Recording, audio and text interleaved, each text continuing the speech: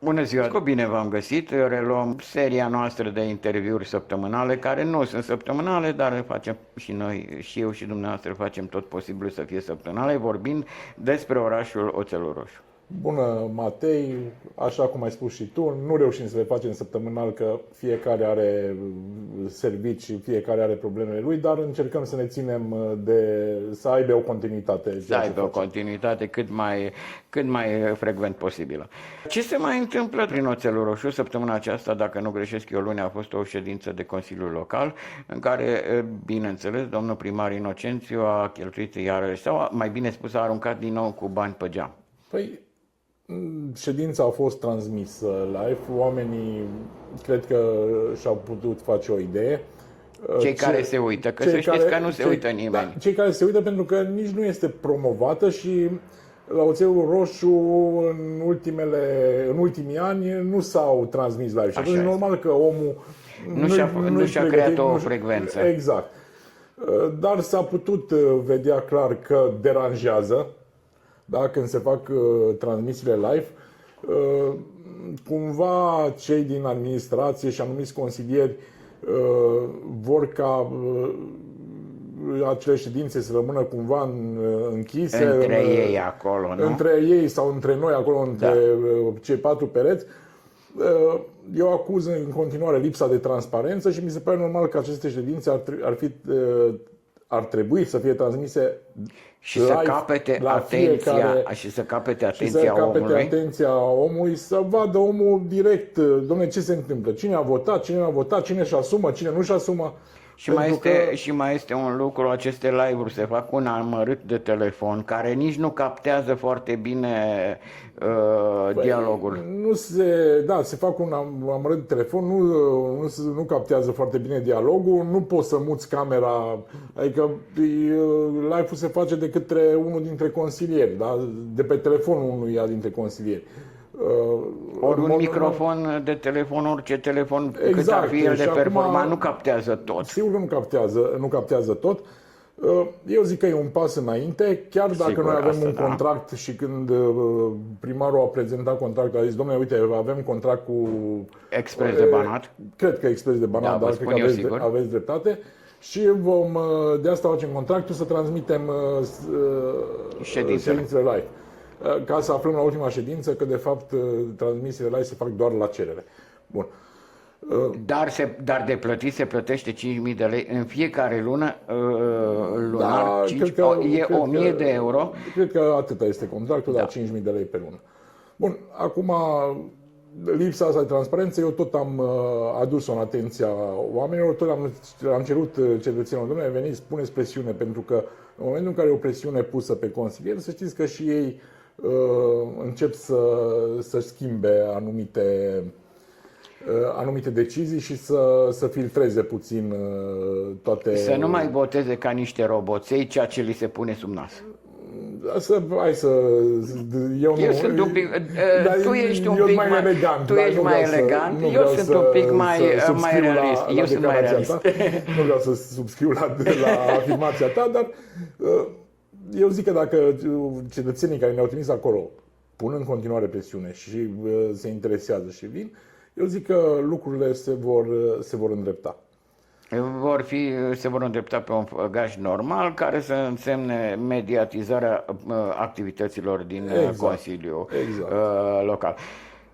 Așa este, domnule Chiriacescu. Ce s-a discutat? Care au fost problemele abordate sau semnalate sau proiectele de hotărâri? Cele mai interesante, adică din punctul meu de vedere, unele dintre cele mai interesante puncte de pe ordinea de zi au fost chiar primele două puncte, și anume o rectificare bugetară destul de stufoasă și al doilea punct, prezentarea tarifelor pentru serviciul nou înființat de salubritate. Aici, sigur că ceea ce înseamnă, cum am spus eu, vom plăti tot noi. Sigur că vom plăti tot noi. Nu o să ne vină factură separat în poștă, dar tot din banii noștri, din taxe și impozitele noastre, se va plăti acel serviciu. Sigur că da. De asta spun că aceste două puncte au fost mai interesante, puncte pe care le-am și contracarat și n-am dat curs prin vot la propunerea primarului, pentru că avem la rectificarea bugetară, și am să vă citesc din proiectul de hotărâre două chestii care mie mi s-au părut ne la locul lor. Una ar fi așa: se suplimentează creditele bugetare cu suma de 135.000 de lei la titlul bunuri și servicii trimestrul 3, piese de schimb necesare pentru reparația autovehiculului Volkswagen Touareg și pentru servicii topografice. Dar asta e un fel de ghiveș, nu? Ghiveș mare. Ghiveș mare. Nu văd cum poți să combine aceste lucruri. Adică piese pentru Touareg este un cod separat, serviciile de topografice sunt... Eu știți ce crede domnule Chiriacescu? Va măsura portbagajul Touaregului. Nu m-am gândit la chestia asta, dar va măsura portbagajul. Aici avem două chestii. Pe lângă faptul că nu avem nicio hârtie, bun, ce a pățit Volkswagen la Touareg? Da. Constatarea asupra avariei. E bușit, s-a spart motorul, i-a sărit o roată, adică un deviz de lucrare. Nu știm suma defalcată, adică 135.000 de lei piese pentru reparație și... Păi cum vine asta? Și restul, manopera, unde intră, etc. De asta spun. Și al doilea punct sensibil din rectificarea bugetară, bineînțeles că pe rectificarea bugetară sunt foarte mulți bani, dar astea au fost două care au sărit în ochi, adică amalgamul ăsta, servicii topografice și reparații, și al doilea punct, 180.000 plus TVA, da? Cele două rugi. Zilele orașului din Oțelul Roșu, 150.000 plus TVA, și ruga de la Cireașa, 30.000 plus TVA. Asta înseamnă cu TVA aproape 220.000 de lei, înseamnă exact 40.000 de euro. 220 ceva de mii de lei, da. Bun. Acum, din punctul meu de vedere, orașul arată într-o stare nu foarte bună, da? Ca să nu o lungim prea mult, dar chiar într-o stare proastă. Deplorabilă în unele locuri. Da? Și atunci, hai să vedem prioritățile. Erau necesar alocat suma asta de bani? Pentru că, eu vă dau niște exemple. Anul trecut, undeva la toate aceste evenimente de pe raza orașului s-au alocat undeva la 350.000 de lei. Da? Da. Anul ăsta suntem deja... Peste 300.000. Suntem, da, cu toate evenimentele, suntem peste 350.000 de lei. Da. Și eu spun așa, pentru că dacă tot am avut săptămâna asta inaugurarea sau deschiderea strandului, da, dar doar pe bazinul mic, gândiți-vă că cei 700.000 de lei aruncați, că de fapt banii ăștia se ard, da? Exact. 3 zile am bătut din palme Eu toți. am văzut, domnule Chiriacescu, am văzut oameni bucurându-se vis-a-vis, avem rugă, ne Domnilor dragi, doamnelor drage, nimeni nu o să vă dea un mic o bere de pomană, veți aduce bani de acasă, vom pierde eventual bănci, un pic de curățenie suplimentară în plus, vom pierde toate aceste lucruri ca să ne zbiere 2 zile, 3 zile în centru. Mă rog, îmi pare rău că am spus biere. Nu e lucru rău. Problema e de suma alocată. Suma alocată, exact. Eu spun așa, de-aia continui cu ideea că azi, cred că duminică, sâmbătă sau duminică, am văzut niște promovări pe rețele de socializare că se deschide strandul, da? Doar bazinul mic. Da, da. Acum, cei care au deschis strandul, din punctul meu de vedere, se sacrifică acolo, pentru că câștigul lor e micuț. Câștigul nu că e micuț. Eu vă spun că în septembrie, când vor trage linie, vor fi pe minus. Probabil. Da? Cu siguranță. Dar cei 700.000 de lei, dacă erau investiți în respectivul strand, da? Astăzi puteam să discutăm de strandul de bazinul mare, da? Care putea să fie funcțional, care putea să aibă niște condiții decente de exploatare. Da. Puteai să dai în închiriere, în concesiune, da, probabil că cel mai corect ar fi fost în închiriere, ca cei care se ocupă de alimentația publică, da, de Horeca din oraș, nu știu, un antreprenor. Câteva restaurante, să facă 1 sau 2 puncte de servire, da? Banii ăștia se ard, efectiv. Da. Nu cred că sunt la locul lor. Și atunci am dat exemplul ăsta cu strandul pentru că a fost acum aproape inaugurarea lui. Exact. Dar prioritățile în oraș sunt multe mult mai multe și probabil că sunt multe care sunt mult mai urgente. Da? Da. Referitor la ce ai spus tu cu ruga, da, e foarte adevărat. 3 zile ard. Trebuie să luăm în considerare că acei bani nu rămân în oraș. Și banii aceia nici nu rămân în oraș. Pentru că la acele evenimente niciun antreprenor din oraș nu este invitat să participe în centrul erorii, să-și expună marfa, să vândă, să facă. Da? Toți banii, toți aceia comercianți care vin sunt din alte părți și vor pleca cu banii de aici. Eu am altă viziune, eu investeam bani în strand și da, într-adevăr, zilele orașului le făceam, dacă reușeam anul ăsta să deschidem strandul, le făceam chiar în incinta strandului, probabil o zi, sâmbătă, duminică și cred că era mult mai elegant, mult mai frumos și cred că lumea era mult mai mulțumită. Cu siguranță, ai o natură frumoasă în jur la Șgheabu. Categoric, zona a rămas neexploatată și a rămas în paragină. Se transformă într-o paragină, indiferent ce se face pe acolo. Deocamdată, dacă mergem și facem o filmare acolo, te apucă groaza. Și aici o spun cu o anumită nostalgie, pentru că eu, copilăria și adolescența, mi-am petrecut-o în zona aia. În strandul respectiv, probabil cei mai tineri de astăzi nu știu, dar câmpul ăla era plin de margarete. Absolut, deci absolut. Era un câmp plin de margarete. Și nu numai de margarete, domnul Chidăcescu era plin de oameni. Eu am fost duminică sau luni când a fost inaugurarea strandului. Nu mai are rost să discutăm că era plin de oameni, era un amfiteatru care era funcțional și așa mai departe. Dar sunt lucruri de asta spun, sunt probabil lucruri nostalgice pe care am fost în prima zi când s-a deschis strandul, sâmbătă, duminică, nu mai rețin exact. Numărându cu exactitate, nu știu dacă erau 15 oameni. De asta spun, deci cei care s-au dus acolo și au deschis acel punct de deservire nu sunt în câștig și nu vor fi, pentru că nu poți. Ca să aduni lume la un strand de nivelul celui pe care noi îl avem la Oțelul Roșu, bazinul mare trebuie să fie funcțional. Da? Sigur, sigur. Și atunci acel bazin mic doar pentru copii și ăstea nu o să aducă acele persoane sau acei clienți. Da, pentru că un bărbat care are 1,80 m vine un pic mai sus de genunchi apa. Da, puțin exagerat, dar pe acolo, pe până acolo, pe la Bun, astea au fost punctele sensibile din rectificarea bugetară sau mai sensibile. Da. Al doilea punct de pe ordinea de zi, discutăm despre tarifarea sau despre tarifele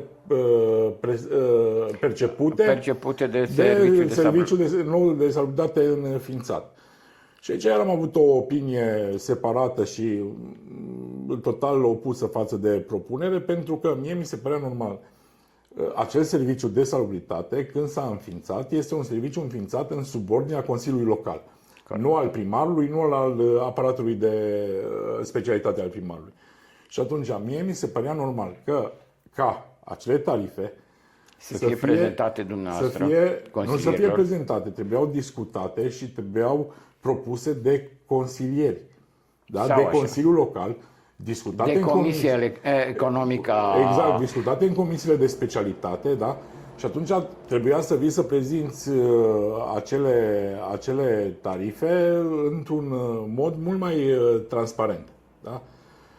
Ai venit, ne-ai prezentat niște tarife, fiind și live, cred că oamenii au văzut, juristul nu știa să ne explice, contabila nu știa să ne explice cum s-au făcut stabilite acele prețuri. Doar că au făcut ei un calcul că cheltuiala pe anul trecut a fost atâta și atunci cheltuiala de anul trecut a fost atâta, având în vedere că nu era serviciu înființat. Sigur. Și că acei oameni erau angajați în subordinea primăriei, dar nu erau separat acolo.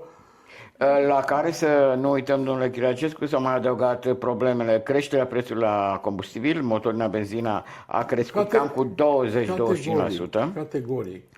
Prețurile în general au crescut, poate nu cu 25, dar cu 10 au crescut. Noi asta am cerut, de fapt. Dom'le, spune și nouă componenta prețului. Din ce, cum ați ajuns la rezultatul ăsta? Transport, salarii, cheltuială de personal, chirii și așa mai departe. N-a fost nimeni în stare să ne răspundă și atunci bineînțeles că am avut o poziție opusă față de contrară proiectului și mi se pare și normal. Dar a trecut. Categoric a trecut. Sunt cei care probabil că nici cei măcar care nu interesează. votează în grup nu interesează. Dacă propune primar înseamnă că e bine și atunci ei votează în consecință. De acest lucru ar trebui să-și aducă aminte oamenii mai târziu, când va fi momentul să-și aducă aminte. Vom vedea. Noi avem datoria să informăm, asta și facem. În fiecare săptămână pe cât posibil? Exact, pe cât posibil în fiecare săptămână. De aici încolo este opțiunea și decizia lor categoric. Da. Că săptămâna trecută, emisiunea trecută, am vorbit despre vestita promenadă, da? Da. Și discutam aici că pe promenadă s-a câștigat un proces în care s-a blocat o anumită parte din dig cu executor judecătoresc cu tot. Și îți spuneam că viceprimarul Maria Florea, a avut o discuție cu acel proprietar, cu domnul Ban, da? Mă rog.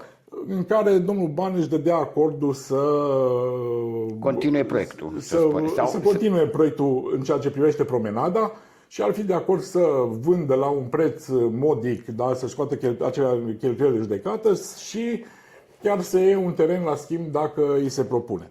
Da. Ce credeți că a făcut primăria Oțelul Roșu? Ia să aflăm. În loc să alegi calea amiabilă, da? De dialog și de tot, primăria Oțelul Roșu a continuat procesul, a redeschis un proces în continuare, da? Cu contestații la acea executare care e tardivă și a redeschis un proces și s-a adresat împotriva domnului Ban pe acea speță. Domnule, dacă acea speță a fost câștigată, dacă a fost acea hotărâre a fost pusă în executare, da? De un executor judecătoresc care a luat acceptul de la un alt judecător pentru punerea în executare. Pentru ce te mai adică calea cea mai simplă și calea amiabilă era, dom'le, hai să vorbesc cu omul ăsta, hai să vedem despre ce e vorba, mai ales că într-o oarecare măsură calea era deschisă, da? Dialogul era pornit de către doamna viceprimar. Da. Deci se iau niște decizii atât de puerile și cumva contra firescului, pentru că, vedeți, executorul nu vine decât în momentul în care există o sentință definitivă. Categoric. Aia nu mai poate fi atacată. Ei se prelevează că sentința a fost de mult, nu are importanță. Aia e părerea lui că a fost stabilită nu știu cum. Sentința se pune în aplicare. Că sentința definitivă este o sentință de prin 2009 sau 2011, nu contează. Sentința definitivă, din moment ce s-a pus în aplicare, n-ai ce să discuți. Mai ales că omul dispus. Adică nu a venit omul să zică, băi, eu nu vreau să vă rup aici, să vă rup. Exact, vă stric vouă tot proiectul. Păi, așa, de ce? De-al dracu. Exact. Nu, omul a zis, dom'le, dar sunt de acord să vând, să fac schimb, să găsim o soluție. Și tu în continuare te duci și nu, deschizi acțiune împotriva omului. Acțiune care, din punctul meu de vedere... Cum ai spus, 2009, înseamnă cu aproape 20 de ani, vă dați seama. Deci, de să spun, tu deschizi o acțiune împotriva omului, nu faci nimic decât îl înrăiești și atunci probabil nu va mai face nicio discuție. Șansele tale de câștig sunt minime și dacă pierzi, cu siguranță acel om nu va mai fi dispus să mai negocieze cu tine. Da. Pentru că dacă se va schimba primarul sau eu știu poate următorul va mai lăsa loc de discuție. Când tu faci acești pași, despre ce discutăm? Și atunci ori e rea credință, ori e neștiință. Domnule Chiriacescu, mi-e greu să mă pronunț. Rea credință nu știu, dar necunoștință de cauză cu siguranță. Omul acesta nu-și merită locul decât doar pentru că l-a propus cineva să fie acolo. Atât. Asta este. Din păcate pentru noi, nu am putea spune. Din păcate pentru noi, din păcate pentru oraș. Și pentru oraș. Și pentru noi, când m-am referit în primul rând la noi, oamenii care trăim aici. Exact. Doamnelor și domnilor, pentru astăzi cred că vom încheia aici. Vom continua cu siguranță săptămâna viitoare. Voi realiza împreună cu domnul Chiriacescu. Are grijă domnul primar Inocențiu să ne servească subiecte de discuție. Categoric. Vreau să spun că eu cu domnul Chiriacescu discutasem cu ceva vreme în urmă despre unele subiecte și vreau să le exploatăm, să mergem la fața locului. Uite, n-am avut timp nici pentru alta, pentru că emisiunea a mai ținut, dar vom face timp și pentru așa ceva. Vom face o emisiune în aer liber și probabil că o să atingem și acele puncte care ne-am propus.